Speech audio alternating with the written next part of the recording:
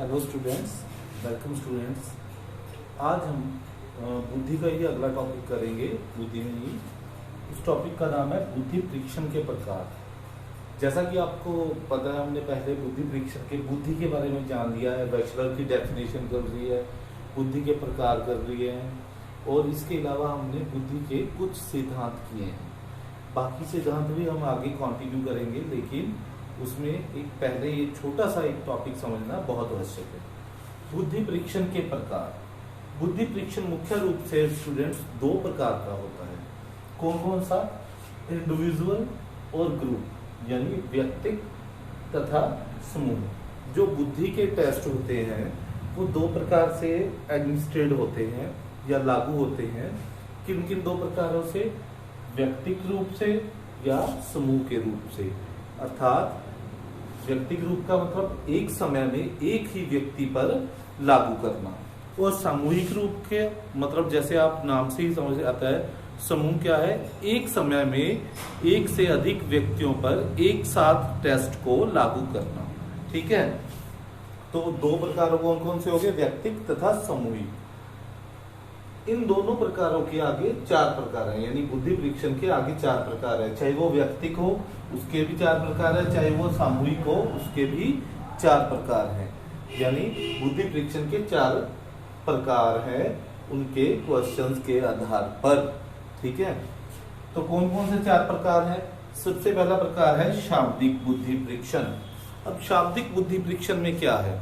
शाब्दिक बुद्धि परीक्षण, शाब्दिक बुद्धि परीक्षण में जो टेस्ट होता है उसके निर्देश में भी शब्दों का प्रयोग किया जाता है तथा उसके जो आइटम्स होती हैं, यानी उसके जो क्वेश्चंस होते हैं उनमें भी शब्दों का प्रयोग किया जाता है। उसे शाब्दिक बुद्धि परीक्षण कहते हैं।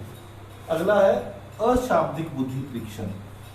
अशाब्दिक बुद्धि परीक्षण में निर्देश में तो भाषा का प्रयोग यानी शब्दों का प्रयोग किया जा सकता है, लेकिन क्वेश्चन में शब्दों का प्रयोग नहीं किया जा सकता। देखिए, एक बार दोबारा देखिए। शाब्दिक बुद्धि परीक्षण जैसे अपना एग्जाम होता है, अपना पेपर होता है, उस पर लिखा होता है कि पेपर 3 घंटे का है, सभी क्वेश्चन करने अनिवार्य हैं। ये सारे हो गए निर्देश। उसमें जो क्वेश्चन लिखे होते हैं कि मनोविज्ञान किसे कहते हैं, बुद्धि किसे कहते हैं, ये हो गए आइटम्स। तो उनमें शब्दों का प्रयोग पूर्ण रूप से किया होता है शाब्दिक में। अशाब्दिक क्या है? निर्देश में तो शब्दों का प्रयोग होता है, परंतु जो उसके क्वेश्चन होते हैं उसमें शब्दों का प्रयोग नहीं होता। जैसे फर्स्ट क्वेश्चन है, उदाहरण ले रहे हैं हम इसका। उदाहरण के रूप में पहला क्वेश्चन, एरो बना दिए।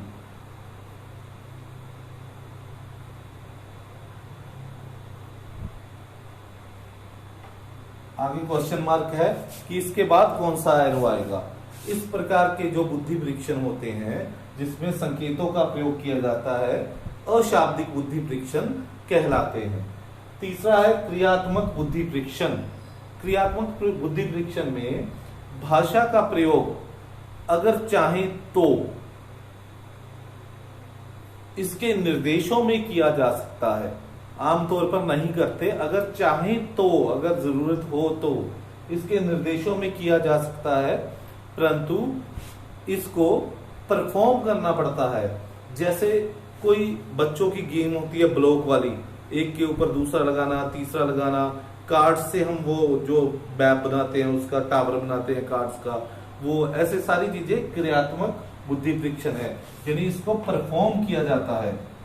इसमें आइटम हमारे हाथ में असली की कोई चीज होती है, यानी प्रैक्टिकल वर्क करके दिखाना होता है। अगला है अभाषाई। चौथा है अपना अभाषाई, यानी नॉन लैंग्वेज, या इसे संस्कृति मुक्त भी कहा जाता है।